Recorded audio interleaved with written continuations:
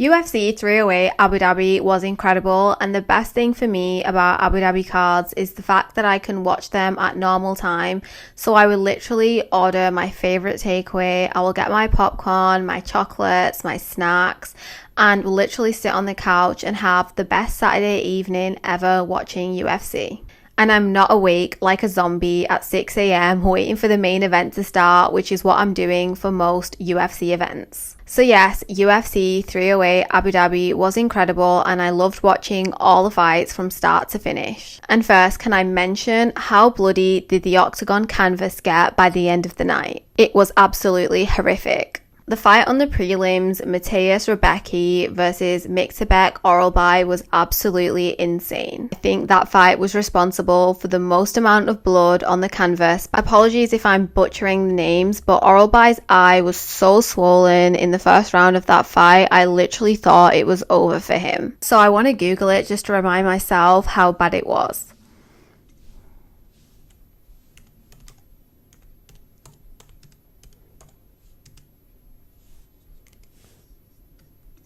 There it is. Wow, literally that eye looks absolutely insane. It looks so painful. MMA fighter overcomes horrific eye damage in total bloodbath to win brutal fight of the night at UFC 308. Definitely fitting for Halloween. Again, I was so shocked to see that he could actually carry on for the full 3 rounds. I really thought it was over for him in that first round because the eye was so bad and so swollen. It literally looked like there was a golf ball in there. And then of course, I can't do this video without talking about the main showstopper of the evening, and that was Robert Whittaker versus Khamzat Chimaev for the co-main event. Even me myself, I really didn't expect the fight to be over so quickly. So yeah, Khamzat definitely made such a big statement with this win over Robert Whittaker, because for the longest everyone was going on about how Khamzat Chimaev had lost his hype, how Khamzat Chimaev was probably not going to even show up to the fight,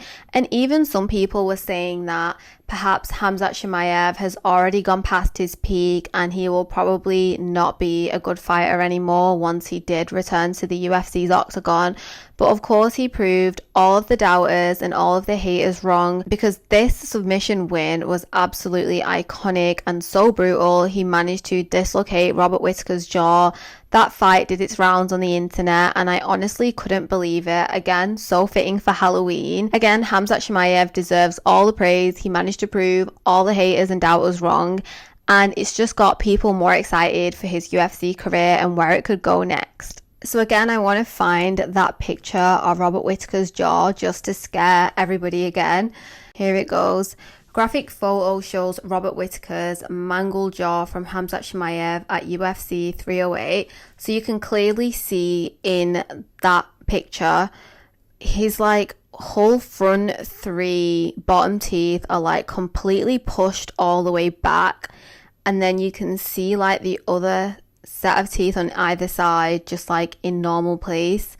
Like, how is that even possible? And if it is possible, I would have expected a human being to like pass out and be like pouring blood and be in absolute agony. But like I said, Robert Whittaker was literally stood up, clapping, and he didn't even look like he was in any pain. So looking back at pictures from UFC 308, one photo and clip I've got to talk about are these photos and clips from Media Day for UFC 308. And in these clips and pictures, Khamzat Chimaev has got longer hair than he usually does, and he's also wearing like small glasses.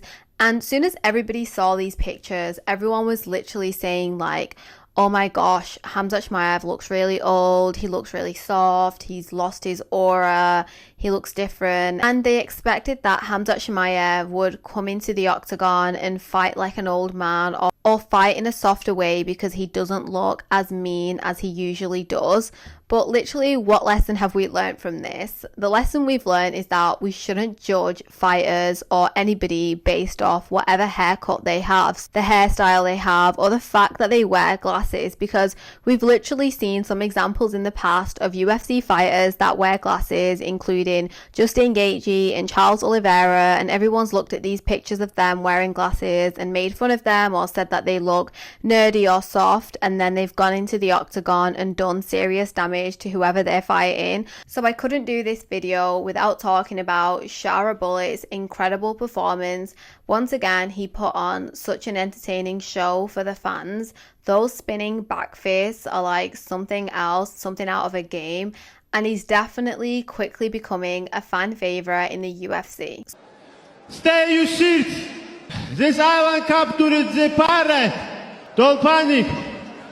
So of course I was doing a little bit of research on Shara Bullet, and he is from Makhachkala, Dagestan, and I think it's really cool that we have a fighter from Dagestan that has a unique fighting style. Shara Bullet is definitely one of those fighters that can create so many viral moments, whether it's in interviews or whether it's in the octagon. So I really can't wait to see more from him in the future, and I really think that his training in Thailand has definitely influenced him. Of course, I couldn't do this video without talking about the main event, Ilia Topuria versus Max Holloway, which broke so many hearts. And clearly, Ilia Topuria has mastered the art of manifestation. Like, seriously, what is Ilia Topuria's secret? Clearly, Ilia Topuria has mastered the art of manifestation. He was the first to knock out Max Holloway. Anyway, for this video, I also wanted to talk about which fights I want to see after UFC 308. So going back to Khamzat Chimaev, who I believe was like star of the night in Abu Dhabi, there is like this big debate going on right now about who should face Dricus du Plessis next.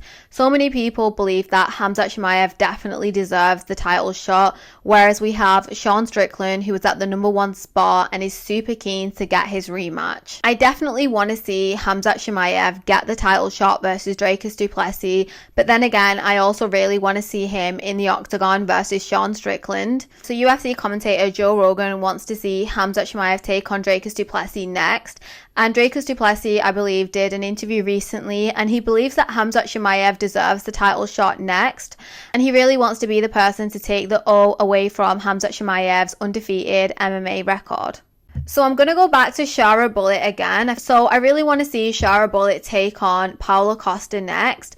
Primarily for the reason because I think the build up to that fight will be iconic. What is next for the BMF champion Max Holloway? So I really want to see Max Holloway fight Dustin Poirier, and then when I was checking online after the fight, I'd seen that Dustin Poirier was actually on ESPN and he had reacted to the fights and was watching them.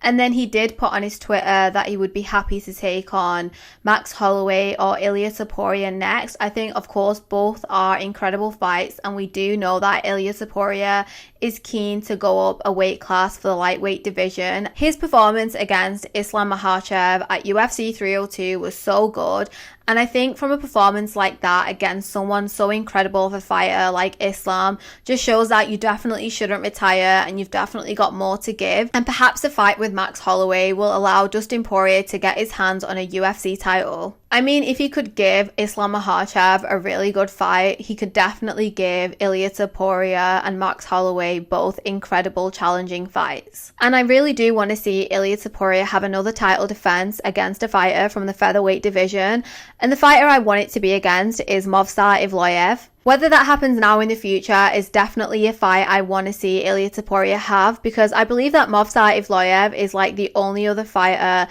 perhaps in the top 10 of the featherweight division, that is undefeated. Please do correct me if I am wrong, or in the top 5 that is undefeated. It will be such a good fight to promote. It will literally be like which fighter is going to lose their O. I know everyone wants to see a rematch with Volkanovski and a fight with Diego Lopez, which I do totally agree with. I think they will both be really incredible fights. And on social media, I've actually come across so many videos of Ilia Topuria and Volkanovski running into each other, like backstage or at the hotel. And it's clear that both fighters have so much respect for each other. In the post-fight interview, Ilia Topuria did say that he wanted that rematch with Volkanovski and he believed that Volkanovski deserved it. Both fighters shook hands in the octagon and have been showing really good sportsmanship to each other, and all the fans really want to see Volkanovski back in action. So what is going on with Movsar Evloev? I believe he was due to fight Aljamain Sterling, but the fight got cancelled and then he couldn't find an opponent, but I believe it is rescheduled again. So just looking online, so yeah, Movsar Evloev was due to fight this month against Aljamain Sterling, but it did get cancelled. He is rescheduled to take on Aljamain Sterling at a really big card, UFC 310, Belal Muhammad versus Shavkat Rakhmonov, which of course will be such a huge fight. Speaking of Belal Muhammad, I feel like a lot of people and MMA trolls online are giving Movsar Evloev the Belal Muhammad treatment, saying that he's a boring fighter and that he only ever gets decision wins and therefore he doesn't deserve the title shot. But what happened when Belal Muhammad got his title shot against Leon Edwards? He put on a true masterclass of grappling and wrestling and such a decisive victory over Leon Edwards at UFC 304. I really don't like when people call wrestlers and grapplers boring, because if you find wrestling and grappling boring, you should probably not be watching MMA and should stick to watching boxing. And then again, I really do want to see Ilia Topuria's wrestling skills, and I think a fight against Movsar Evloev, especially with his grappling strength, could be a fight where we could really see both fighters' jiu-jitsu and grappling and wrestling techniques put to the test. Also, I have to point out that Movsar Evloev did beat Diego Lopez as well. Of course, the last fight I definitely have to talk about, and the one that I want to see, is Alex Pereira versus Magomed Ankalaev. Magomed Ankalaev proved at UFC 308 that he can stand up and fight, he can strike, and that is something that he will do if he takes on Alex Pereira, because a lot of people online have been saying that he will probably keep going for takedowns, he will just try to out-wrestle him, and it will be a boring fight, because he really did prove that he can stand up and strike. So guys, let me know your thoughts on UFC 308 in the comments below, and let me know which fights you want to see next.